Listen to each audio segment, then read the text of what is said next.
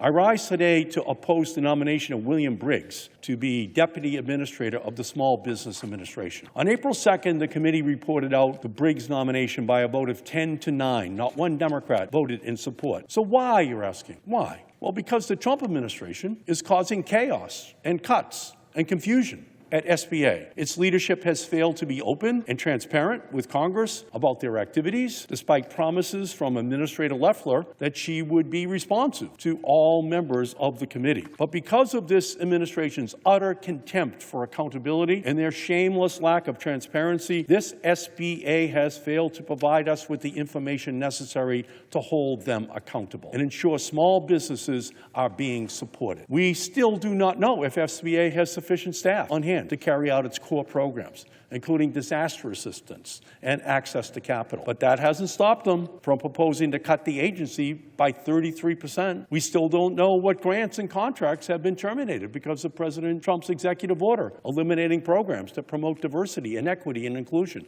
We still don't know the extent to which DOGE staffers gained access to confidential small business data at SBA. We still do not know which SBA regional and district offices will be relocated or remain open to serve small business owners, including our Springfield district office in Massachusetts. And we still do not know the justification for eliminating congressionally authorized programs aimed at helping women and veterans and small business owners. The SBA and Administrator Loeffler have been unable to provide sufficient answers to any of these questions or requests. And those questions are important because Congress must know whether our small businesses are getting the support they need and deserve. This is the only way to know whether the program is working before it's too late. Unfortunately, I don't expect Mr. Briggs to stand up to this administration and put small businesses first. In written responses to committee Democrats, Mr. Briggs was very evasive. He consistently deferred to the classic Trump talking points. I am not an SBA employee. I will follow the law. Well, we all know that this administration does anything but follow the law. Let us be clear. If Mr. Briggs is unwilling to be forthcoming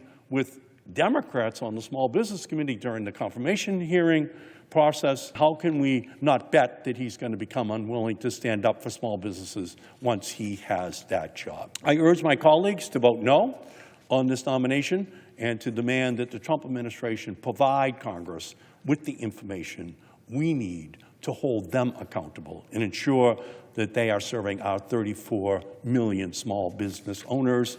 I can promise the American people that as the ranking member of the Small Business Committee and the members of the committee, we will continue to stand and ask questions that are not being answered by this SBA.